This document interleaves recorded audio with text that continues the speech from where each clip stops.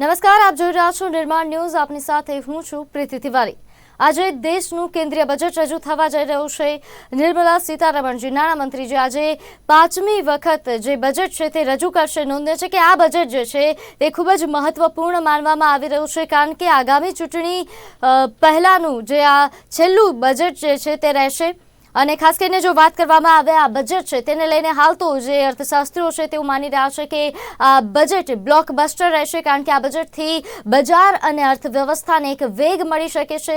ત્યારે આ બજેટની એક રજૂ થાય તેની પહેલાંની એક વિગતો જે છે તે આપણે વાત કરવી છે કે આ બજેટ કેવું રહેશે. અનુમાન જે છે તે મેળવવું છે અર્થશાસ્ત્રીઓ પાસેથી, અને ચર્ચા કરવા માટે આજે આપણી સાથે બે અર્થશાસ્ત્રીઓ પણ ઉપસ્થિત છે. આજે આપણી સાથે ઉપસ્થિત છે અનુરાગ તિવારી, કે જેઓ એક અર્થશાસ્ત્રી છે, અને આ ઉપરાંત જીડી ત્રિપાઠીજી, તેઓ પણ એક જે તે વરિષ્ઠ अर्थशास्त्री अपनी साथ जोड़ाया है. आप बनेનું निर्माण न्यूज पर स्वागत है.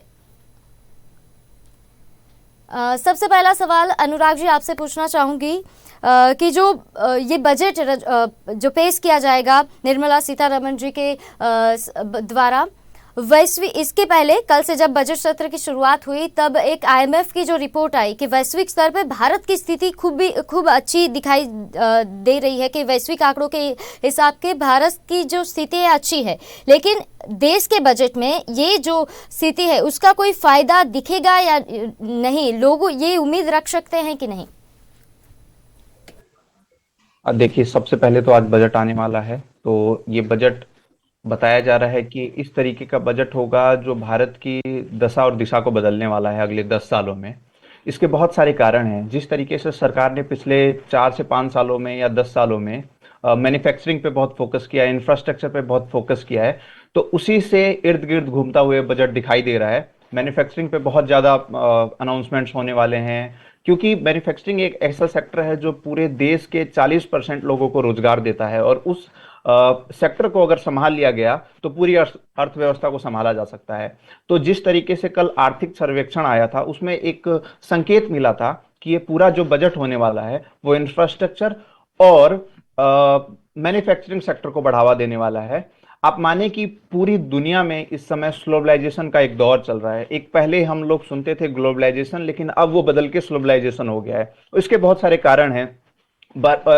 कोविड का काल था, उसके अलावा अब रूस और यूक्रेन का जो युद्ध चल रहा है, बहुत सारे ऐसे रीजन्स थे जो ग्लोबलाइजेशन रीजन्स थे जिसकी वजह से पूरा स्लो डाउन चल रहा था. लेकिन इसके बावजूद भी भारत जिस तरीके से रिकवरी कर रहा है, और आईएमएफ की रिपोर्ट के मुताबिक भारत इस फाइनेंशियल ईयर में सबसे ज्यादा ग्रोथ रेट करने वाला देश बनेगा. करीब करीब 6-6.5% जो जीडीपी बढ़ेगी भारत की, वो सबसे अधिक है. आप अगर चाइना और अमेरिका से कंपेयर करेंगे तो अमेरिका की 1% जीडीपी होने वाली है और चाइना की करीब 4%. तो इसके कंपैरिजन में भारत 3 से 4 गुना ज्यादा ग्रोथ करने वाला है. और उसी के ऊपर पूरा बजट होगा कि कैसे मैन्युफैक्चरिंग सेक्टर को बढ़ावा दिया जाए और लोगों को रोजगार दिया जाए, क्योंकि आज के समय में एक बड़ा चैलेंज सरकार के सामने है कि लोग परचेज नहीं कर पा रहे, परचेजिंग पावर खत्म हो गई है, और उसके लिए जरूरी है कि रोजगार क्रिएट किया जाए. अगर इस बजट में रोजगार क्रिएशन का बहुत अच्छा कोई स्कोप दिखा तो मैं मानता हूं कि इस बजट से भारत अगले 10 सालों में इस गति से आगे भागेगा कि जो हम 5 ट्रिलियन का जो सपना देख रहे हैं वो पूरा हो पाएगा. जीडी त्रिपाठीजी, डॉक्टर जीडी त्रिपाठीजी પણ આપણી સાથે ઉપસ્થિત છે. આપના મતે ચૂંટણી પહેલાનું આ જે છેલ્લું બજેટ છે તે કેવું રહેશે? મેડમ, આપ બધાને નમસ્તે, અને બધા દર્શક મિત્રોને પણ નમસ્કાર. સ્વાભાવિક છે કે આ 8મું બજેટ આ સરકારનું છે. કન્ટિન્યુ લગભગ 7 વર્ષ થઈ ગયા છે 8મું બજેટ છે. જ્યાં સુધી હું માનું છું કે એક કોમન મેન ની વાત તો ઠીક છે, પણ એક મેન્યુફેક્ચરિંગ સેક્ટર જે વાત છે એમાં કે જે સૌથી વધારે રોજગારી આપતું સેક્ટર છે, એના ઉપર રોડ, હાઈવેઝ, ઇન્ફ્રાસ્ટ્રક્ચર જે આપણે જેને કહીએ છીએ શોર્ટમાં, એ સેક્ટરને થોડુંક વધારે મહત્વ તો આપવામાં આવે છે, અને આમાં બી ચાલુ રહેશે. કેમ કે લગભગ છેલ્લા 3 બજેટથી નાણાં મંત્રી આ વાત કરે છે કે ભારતને વિશ્વગુરુ બનાવવું છે, 5 ટ્રિલિયનનું ટાર્ગેટ પૂરું કરવાનું છે, અને એ તો જ શક્ય બને જો તમારું અર્થતંત્ર 6 થી 7% દરે વધતું જાય તો. અને જે અત્યારે હાલ 6.5 થી 6.75 આસપાસ ગ્રોથ રેટ છે આપણે, એને જો મેન્ટેન રાખવું હોય તો તમારે મેન્યુફેક્ચરિંગ સેક્ટર ઉપર વધારે ધ્યાન દેવું પડે, અને સરકાર એ તરફ સજાગ પણ છે. અને ઘણી બધી સ્કીમ્સ એના માટે સરકારે લોન્ચ કરી છે, અને એ બધી સ્કીમ્સ ચોક્કસપણે હજુ પણ કન્ટિન્યુ રહેવાની છે, આ બજેટમાં બી રહેવાની છે. આ બજેટમાં કોઈ એક પર્ટિક્યુલર સેક્ટરની વાત ઉપર બહુ હું જો ફોકસ થાઉં તો સરકાર 100% એક જ છે, અને એ મેન્યુફેક્ચરિંગ સેક્ટર છે. મેન્યુફેક્ચરિંગ ઉપર થોડુંક વધારે સરકાર ફોકસ રહેવાની છે, કેમ કે જો એને મેન્યુફેક્ચરિંગ હબ તમે બનાવો તો જ આવતા 10 વર્ષ માટે તમે આ દેશમાં દિશા અને દશા બંને બદલાય એવું ચોક્કસપણે કહી શકાય.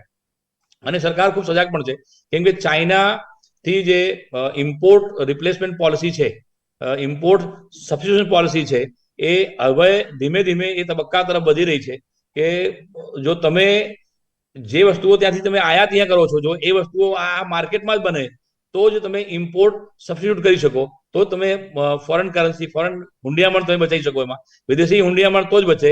અને બીજું કે ચાઇના જેવા દેશ ઉપર તમારી નિર્ભરતા ઓછી થાય એ આવતા દશકા તરફ. અધરવાઇઝ દર વર્ષે તમારા દરેક બજેટ પહેલા તમારું જે બેલેન્સ ઓફ ટ્રેડ છે એ ચાઇના તરફ વધારે છે, આપણે હર હંમેશ ડેફિસિટમાં છીએ. જે છેલ્લા આંકડાઓ છે એમાં લગભગ $100 બિલિયન નો લોસ ઇન્ડિયાને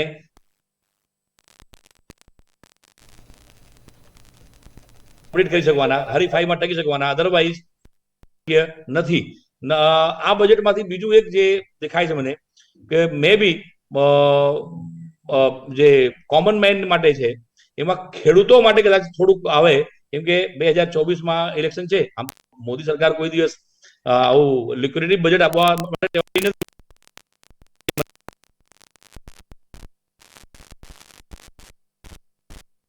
ખેડૂતોના ખાતામાં જાય છે, કદાચ એ અમાઉન્ટ પણ વધારવામાં આવે. એ કદાચ 6 ની સામે 10 થાય કે 6 ની સામે 12 થાય, પણ એ અમાઉન્ટ પણ કદાચ વધે. એ એક ખેડૂતોને એક મોટો વર્ગ જે વોટરમાં છે એને બી એ લોકો એટ્રેક્ટ કરે. કૃષિ ક્ષેત્રમાં બીજી બી સારી સ્કીમ્સ જે લાંબા ગાળા તરફ એના ઉત્પાદન, એના માર્કેટિંગમાં, પ્રોડક્શન, એના સંગ્રહણ માટે, જે બંધારણ માટે છે, પ્લસ માર્કેટિંગ તરફ બી એક નવી દિશા એમાં કદાચ તમને જોવા મળે. હું જે મને એક દેખાઈ રહ્યું છે કે સેલરાઇઝ પર્સન જેમાં અમે આવીએ છીએ, બહુ વધારે આશા રાખવાની કોઈ જરૂરત નથી એમાં, પણ કદાચ જે અત્યારે હાલ 2.5 લાખ સુધી ઇન્કમ ટેક્સ ઝીરો છે એમાં કદાચ 50,000 સુધી વધારો થાય, સ્ટાન્ડર્ડ ડિડક્શનમાં કદાચ 25,000 વધારો થાય, જે મને લાગે છે, અને કદાચ ના પણ થાય, પણ લગભગ ના થાય એવું નહીં બને, કેમ કે ગયા વર્ષે આ સેક્ટરમાં કે નોકરિયાત વર્ગને કોઈ પણ લાભ આપવામાં આવ્યો નથી. તો કદાચ હું માનું છું કે પેલા 2.5 ની જગ્યાએ 3 થાય, અને સ્ટાન્ડર્ડ ડિડક્શન કદાચ તમારે 50 જગ્યાએ 75 થાય, એ થોડુંક તમને એમાં લાભ મળે. સ્લેબની બાબતમાં બહુ કંઈ ફરક નહીં થાય, કેમ સરકારને એક ફિક્સ રેવન્યુ અહીંયાથી મળે છે, એ જતું તો નહીં જ કરે એમાંથી. અને કદાચ નવા વેરા ના નાખવામાં આવે તો તમને આપ્યું છે એવું સીધા નિર્મલા સીતારમણની વાતો જે હોય છે દર વખતે, તમારે નવો ટેક્સ ના નાખે એટલે તમને કંઈક આપ્યું છે એવું જસ્ટિફાઈ કરશે, એટલે તમને એ જોવા મળશે અહીંયા. જે બીજું એક મને લાગે છે કે સરકાર ડિફેન્સ સેક્ટરમાં તરફ બી ખૂબ વધારે પોઝિટિવ છે. ડિફેન્સ સેક્ટર તરફ બી એ સેક્ટરને આમ તો મેન્યુફેક્ચરિંગ સેક્ટરમાં આપણે ગણી જ લઈએ એને, પણ વધારે ઇન્સેન્ટિવ્સ આપીને બી તમને એમાં એ બહારની કંપનીઓને અહીંયા એક આકર્ષણ પેદા કરવામાં આવશે, અને એ લોકો બી અહીંયા ઇન્વેસ્ટ કરે એના માટે એક માહોલ તૈયાર કરવામાં અહીંયા આવશે. તે વાત કરીશું. अनुराग जी પણ આપણી સાથે उपस्थित છે. अनुराग तिवारी जी, अभी जो बजट रजू होने वाला है उससे सबसे ज़्यादा जो कोई आस लगा के बैठा है तो वो मध्यम वर्गीय लोग हैं, और इस साल अगर हम बात करें जो टैक्स कलेक्शन हुआ है वो पिछले साल से कई ज़्यादा हुआ है. लगभग 24% जो टैक्स कलेक्शन है वो पिछले साल से ज़्यादा हुआ है. 2023 तक 14.71 लाख करोड़ तक का टैक्स कलेक्शन हुआ है. तो क्या उम्मीद रख सकता है मध्यम वर्ग की राहत उनको मिल सकती है? जी बिल्कुल. देखिए, सरकार की सबसे बड़ी जो कमाई होती है वो टैक्स के माध्यम से होती है. इसमें आप अगर देखें पिछले 5 से 6 सालों का एक एवरेज देखें तो सरकार की जो कमाई है टैक्स के माध्यम से वो लगभग लगभग बराबर है, लेकिन हर साल खर्चे बढ़ते जा रहे हैं। कई बार आप देखें कि कोविड का एक भयंकर दौर आता है, कभी मुफ्त अनाज बांटने का एक दौर आता है। इस तरीके से कई सारे ऐसे कार्य आ जाते हैं देश में जिसकी वजह से सरकार के खर्चे बढ़ते हैं, लेकिन सरकार की जो कमाई है वो लगभग लगभग 25 से 27 लाख करोड़ हर साल रहती है। तो अब सरकार क्या चाहती है कि जो सैलरीड लोग हैं या जो लोग मध्यम वर्ग के हैं, तो उनके टैक्स में अगर राहत देने की एक बात होती है तो वो हम लोग एक अलग मैटर समझते हैं। लेकिन लेकिन अब सरकार क्या चाहती है कि जो इनडायरेक्ट टैक्सेज हैं, जैसे कि हम लोग आप जीएसटी की बात करते हैं, जैसे हम लोग ऑनलाइन ट्रांजैक्शंस करते हैं, तो उस टैक्स के दायरे को बढ़ाने का सरकार फोकस कर रही है। क्योंकि आप माने कि जैसे जैसे जीएसटी लागू हुआ देश में, अब आप देखें कि हर महीने करीब करीब 1.5 लाख करोड़ का कलेक्शन है जीएसटी का, और ये बहुत बड़ी उपलब्धि है। क्योंकि पहले सरकार जब जीएसटी नहीं था तो इतना टैक्स कलेक्ट नहीं कर पा रही थी, क्योंकि बहुत सारे तब आप देखें कि यूपीआई नहीं थी, ऑनलाइन पेमेंट का सिस्टम नहीं था, तो लोग टैक्स की चोरी कर पाते थे। लेकिन जैसे जैसे डिजिटल इकोनॉमी बन रही है तो टैक्स का कलेक्शन बढ़ता जा रहा है। तो अब सरकार का एक और मोटिव इस बजट में मुझे जो लग रहा है वो है कि डिजिटल इकोनॉमी को और बढ़ावा देना। कैसे जो दूर दराज के गांव में लोग बैठे हैं, कैसे एक सबसे सुदूर गांव में कोई बैठा हुआ है उसको डिजिटल इकोनॉमी से कैसे जोड़ा जाए। और एक बात समझें आप कि अगर वो डिजिटल इकोनॉमी से जुड़ जाता है तो अपने आप वो सरकार को कंट्रीब्यूट करने लग जाएगा। अगर वो कोई भी पेमेंट करता है, कहीं भी से कोई शॉपिंग करता है, तो अल्टीमेटली सरकार को वो कंट्रीब्यूट करेगा। तो सरकार इस दायरे को बढ़ाने की कोशिश कर रही है। सैलरीड लोगों को हो सकता है कि राहत मिल जाए, लेकिन जो दायरा बढ़ाने की बात हो रही है वो इस लोगों को इनडायरेक्ट टैक्सेस के कलेक्शन को ज्यादा बढ़ाने की बात हो रही है। और मुझे लग रहा है कि ये एक अच्छा निर्णय है, क्योंकि जो सैलरीड लोग हैं वो बहुत तरीके से अपने टैक्स को बचा पाते हैं, लेकिन जब इनडायरेक्ट टैक्सेस का दायरा बढ़ेगा तो लोग उसमें टैक्स बचाने के लिए कोई नया उपाय नहीं ढूंढ सकते हैं। क्योंकि अगर मुझे ही या आपको ही कुछ चीज परचेज करना है तो आप उसमें अगर ऑनलाइन पेमेंट करते हैं तो आपके पास टैक्स बचाने का कोई स्कोप नहीं होता है। तो इसी तरीके से दायरे को बढ़ाकर टैक्स कलेक्शन और बढ़ाने के ऊपर सरकार पूरा विचार कर रही है। और उसके अलावा अगर कुछ और अनाउंसमेंट होगा तो मुझे लग रहा है कि एमएसएमई के ऊपर एक बड़ा अनाउंसमेंट हो सकता है। उनके पास जो 10 लाख की लिमिट होती थी लोन की, उस लोन की लिमिट को और बढ़ाया जा सकता है। उनके जो कंप्लायंसेज होते हैं उनको आसान किया जा सकता है, ताकि एमएसएमई सेक्टर जो अभी माने कि आप 13 करोड़ एमएसएमई हैं अभी भारत में, जो 40 से 45% लोगों को रोजगार दे रहे हैं भारत में, बहुत बड़ा नंबर है। और 35 से 40% जीडीपी को कंट्रीब्यूट करते हैं, भारत के मैन्युफैक्चरिंग जीडीपी को। उस सेक्टर पे बहुत ज्यादा फोकस है और उस सेक्टर पे ही सरकार ध्यान दे रही है। हाँ, सैलरीड लोगों को कुछ फायदा हो सकता है, लेकिन बहुत ज्यादा फायदा होने की उम्मीद नहीं है। एक જે વિષય છે આત્મનિર્ભર ભારત કે જેના ઉપર આ વખતે સરકાર પણ ખૂબ ધ્યાન આપી રહી છે, તો આ આત્મનિર્ભર ભારતને વધારે ઝડપી બનાવવા માટે, આ અભિયાનને વધારે મજબૂત બનાવવા માટે એક સંભાવના વ્યક્ત કરવામાં આવી રહી છે કે આ વર્ષે કદાચ આયાત કરતી ઘણી એવી પ્રોડક્ટ છે કે જેમાં કસ્ટમ ડ્યુટી વધારવાની જાહેરાત થઈ શકે છે. તમારું શું માનવું છે? મેડમ, આત્મનિર્ભર ભારતની વાત એ શરૂઆતમાં તમે લઈ આવ્યા કે મેન્યુફેક્ચરિંગ સેક્ટર, તમે જે વસ્તુઓ આયાત કરો છો તમે એ ઇમ્પોર્ટ સબસ્ટિટ્યુટ કરી દો. જે વસ્તુઓ આયાત થાય છે તમે એ વસ્તુઓ આ દેશમાં બનાવો એમ. અને સરકાર એ તરફ અત્યારે હાલ જાત જાતની સ્કીમો લઈ આવી છે. એના માટે ઇન્સેન્ટિવ સરકાર આપી રહી છે. લગભગ 2.5 લાખ થી 3 લાખ કરોડ રૂપિયાના તો ઇન્સેન્ટિવ્સ અત્યારે હાલ દરેક સેક્ટરને સરકાર આપી રહી છે. ફક્ત તમે ઇન્ડિયામાં આવો અને તમે અહીંયા ઇન્ડસ્ટ્રી સ્થાપો, પ્રોડક્શન કરો, એમાં 4 થી 5, 10 વર્ષ સુધીના ટેક્સના અલગ અલગ એમાં સ્લેબમાં લોકો એમાં ઇન્ડસ્ટ્રીને રાહત બી આપણી સરકાર આપી રહી છે. એ આપ જે કહો છો એ વસ્તુ છે કે આત્મનિર્ભર ભારત મીન્સ કે promote manufacturing sector. Manufacturing sector જો અહીંયા ડેવલપ થાય, જો બધી વસ્તુઓ જો આ દેશમાં બને, આપણે બીજા ઉપર ડિપેન્ડ ના થવું પડે, તો તમે આત્મનિર્ભર થઈ જ ગયા એમ. પણ એ સરકારની જે એગ્રેસિવ પોલિસી છે અને ખરેખર ખૂબ બિરદાવવા જેવી પોલિસી છે, એ એના યીલ્ડ કેવું મળે છે, એના પરિણામો કેવા તમને મળે છે, એ આવનાર દિવસો, આવનાર વર્ષો તમને ચોક્કસથી કહેવાના. પણ બજેટમાં એના માટેની જોગવાઈઓ ચોક્કસ રહેવાની છે અને સરકાર ખૂબ જ એગ્રેસિવ છે એ બાબતમાં કે આપણે આવતા દશકામાં કે આવતા 5 વર્ષમાં, 10 વર્ષમાં, 15 વર્ષમાં આ દેશને ક્યાં લઈ જવું છે એની દિશા બહુ સ્પષ્ટ છે સરકારની. અને જ્યારે તમે ટાર્ગેટ સાથે કોઈ પણ પ્લાન કરતા હો તો ચોક્કસપણે તમને એનું પરિણામ મળતો જ હોય છે. એટલે સરકારની આ યોજનાઓ એમાં મેં આપણે પહેલા જ કીધું કે સરકારને કોઈ જગ્યાએ તમને બહુ વેલફેર ઇકોનોમી નહીં દેખાય. એમાં લોકોને બધાને લાભાલાભ મળતા હોય એમાં કે અહીંયા આટલા ગેસમાં સિલિન્ડરમાં તમને રાહત મળી જશે, ડીઝલમાં રાહત મળી જશે, પેટ્રોલમાં રાહત મળી જશે, ખાતરમાં રાહત, બિયારણમાં રાહત. આ બધી રાહતો તમને હું નથી માનતો કંઈ બહુ જાજુ તમને એમાં દેખાય.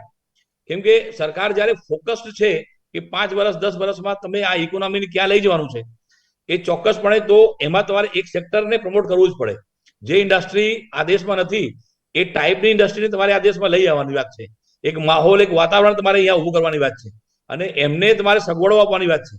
એ બધું જ તમારે જ્યારે આપવાનું આવે તો સરકાર પાસે એક્સ્ટ્રા ફાઇનાન્શિયલ સપોર્ટ એક સગવડ હોવી જોઈએ અને તો જ તમે આવનાર એક ફેક્ટરી કારખાનાઓને તમે અહીંયા આ દેશમાં આકર્ષી શકશો. અને જ્યારે એ લોકો અહીંયા આવે તો જ તમારી પાસે એ પ્રોડક્ટ જ્યારે અહીંયા બને તો તમે આત્મનિર્ભર થવાની શક્યતા તમારી જોઈ શકાય અહીંયા. અધરવાઇઝ એ પેપર ઉપર કે શબ્દો અને વાક્યોમાં જ રહેવાનું છે. એટલે હું માનું છું કે આ બજેટમાં આત્મનિર્ભર ભારત ઉપર જબરજસ્ત બળ રહેવાનું, સરકાર એના માટે જબરજસ્ત જોગવાઈઓ કરવાની છે. અને મેં આપણે પહેલા જ કીધું કે એમાં દરેક સેક્ટર એ માં સરકાર એ વિકસે કે ફક્ત આપણે આત્મનિર્ભર ના બનીએ પણ સામે સામે આપણે એક્સપોર્ટ પણ કરીએ, એની પણ જોગવાઈ ચોક્કસથી થવાની. જે રીતે આજે ડિફેન્સ સેક્ટર છે, હવે ભારત ડિફેન્સ સેક્ટરમાં એક્સપોર્ટ કરી શકે છે, આ એક કલ્પના બહારની વાત હતી આથી 3 વર્ષ પહેલા. હવે ગયા વર્ષનો એક્સપોર્ટ લગભગ 19,000 કરોડ રૂપિયાનો છે. એટલે આપ જસ્ટ ઇમેજિન કરો તમે કે ઇન્ડિયા ડિફેન્સ એક્સપોર્ટ કરી શકે છે. એ વાત તો આજથી 5 વર્ષ કોઈને કહો તો આપણને મજાક જેવું લાગે એમ. આજે લગભગ 19,000 કરોડ રૂપિયાને એક્સપોર્ટ ડિફેન્સ સેક્ટરમાંથી અલગ અલગ દેશોમાં ભારત કરી રહ્યું છે, જેનો ટાર્ગેટ ચોક્કસ હશે કે 2025 સુધીમાં આનો 40,000 લઈ જઈએ કે 50,000 કરોડ લઈ જઈએ. એ સરકારનું એક ટાર્ગેટ એમાં રહેવાનું છે. અને એના માટે તમારે એ સેક્ટરની જે કંપની જે બહારની છે તમે આ દેશમાં આવે અને તમે એમને ખૂબ સગવડો આપો તો જ એ લોકો અહીંયા આવવાના છે. કેમ કે આજે ફોર એક્ઝામ્પલ તમને હું આપું કે કોવિડ વખતે એવી વાત આવી કે ચાઇનામાંથી બધી કંપની ભાગી જવાની છે અને એમાં ચીપની કંપની બધી ઇન્ડિયામાં આવી જવાની છે. અને ઇન્ડિયન માર્કેટ ચીપનું હ્યુજ માર્કેટ છે અને આમ છે, બધી વાતો હતી.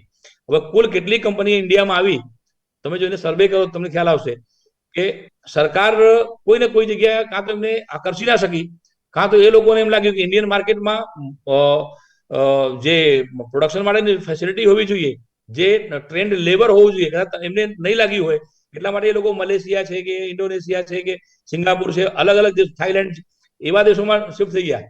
પણ ભારતમાં બહુ ઓછી કંપનીઓ આવી એમ, એટલે ધાર્યા કરતા બહુ ઓછી કંપનીઓ આવી. ટૂંકમાં એ લોકો બધા અહીંયા આવે એના માટે આ બજેટમાં જોગવાઈ ચોક્કસ કરવી જ પડશે અને થશે જ. આપ જોશો હમણાં 11 વાગ્યા પછી તો લગભગ 12:30 સુધીમાં ક્લિયર થઈ જશે કે મોટા ભાગના જે બજેટ છે એ કન્સન્ટ્રેટ નિર્ભર ભારત ઉપર રહેવાનું છે.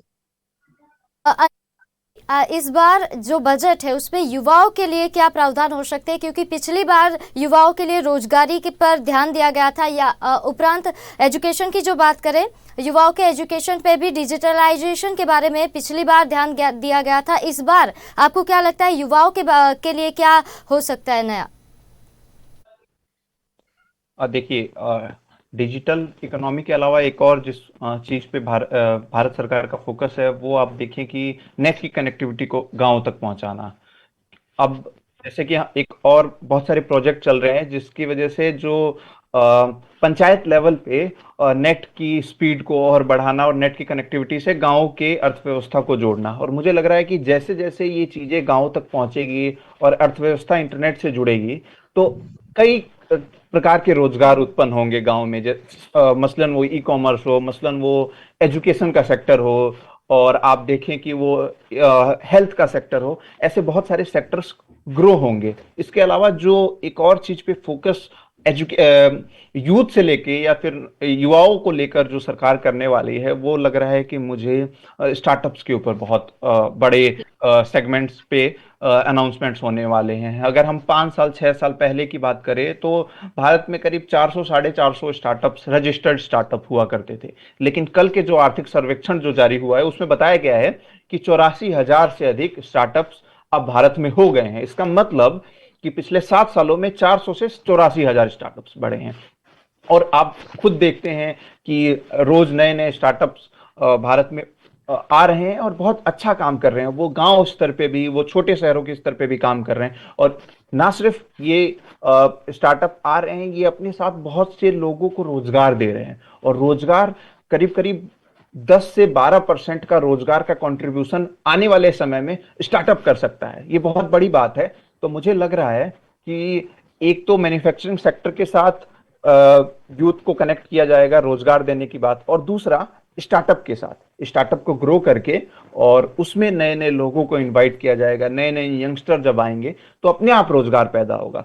तो हाँ, सरकारी नौकरियों की बात अलग है, वो तो सरकार के पास रहती है, वो जारी करती है। लेकिन जिससे बड़े लेवल पे रोजगार जारी अगर उत्पन्न किया जा सकता है, तो मुझे लग रहा है कि उसके ऊपर जो फोकस होगा वो मैन्युफैक्चरिंग और स्टार्टअप, ये बड़े प्रोजेक्ट्स हैं जिसकी वजह से रोजगार उत्पन्न किया जा सकता है भारत में युवाओं के लिए आने वाले साल।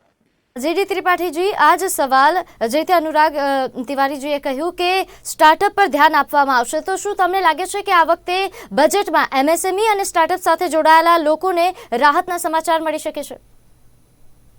મેડમ, ઇનોવેશન અને સ્ટાર્ટઅપ આ બંને વસ્તુઓ સરકારની હાઇલાઇટમાં છે, બંને એજન્ડામાં ટોપ ઉપર ચાલે છે.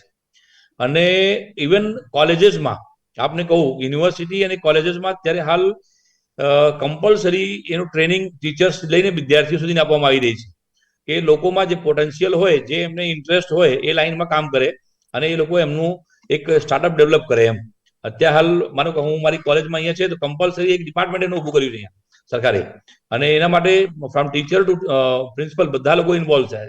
અને દરેક વિદ્યાર્થીઓને અમે એમાં બેન ડેમોન્સ્ટ્રેશન કરાવીએ છીએ કે ભાઈ જેનામાં જે બી આવડત હોય તમે કંઈક પણ નવું એક ડેવલપ કરો એમ સરકારનું. અને આપે જે કીધું કે આ બજેટમાં એ વસ્તુ તો મેન્યુફેક્ચરિંગની અંદર એ લોકો વણી જ લેવાના છે. સરકાર ઈચ્છે છે કે આખી દુનિયામાં હાઈએસ્ટ સ્ટાર્ટઅપ જો કોઈ જગ્યાએ ડેવલપ થાય તો એ ઇન્ડિયા હોય. અને આપણે જાણીને આશ્ચર્ય થશે કે ગયા ફાઇનાન્શિયલ યરમાં India was among the top most startup provider in the world. અને એમાં ઇન્વેસ્ટમેન્ટ ખૂબ સરસ આવ્યું છે, હાઈએસ્ટ ઇન્વેસ્ટમેન્ટ છે એમાં. અને રોજગારી તો સાહેબે કીધું એ પ્રમાણે કોઈ પણ નવી વસ્તુ ડેવલપ થાય તો સાથે એમાં હ્યુમન સ્કિલની જરૂરત પડશે જ. એમાં ભલે ટેકનોલોજી ભલે હોય પણ even human skill is required to operate technologies. એમ તો કોઈ પણ જગ્યાએ તમે જાઓ, એટલે આજનું બજેટ બાય એન્ડ લાર્જ હું આપને કહું શોર્ટમાં તો ફ્યુચર ઓરિએન્ટેડ વિથ આત્મનિર્ભર ભારત, અને જેમાં 2030 સુધીનું એક રોડ મેપ આપને જોવા મળશે, જે આજની પ્રજાને, આજના લોકોને કદાચ એમાં એવું લાગે કે અમારા માટે શું એમાં, પણ 2030માં જો તમે તમારી જાતને મૂકીને મૂલ્યાંકન કરશો તો તમને લાગશે કે તમારા માટે ઘણું બધું છે અંદર. भाव है तो अभी मैं विदा लेना चाहूँगी। आप हमारे साथ जुड़े इसके बदल आपका खूब खूब धन्यवाद। तो આજે બજેટને લઈને આપણે દર્શક મિત્રો વાત કર્યા, અને આજે દિવસભર તેને લઈને અમે જે માહિતી છે તે આપને આપતા રહીશું. હાલ મને રજા આપશો. જોતા રહો નિર્માણ ન્યૂઝ. નમસ્કાર.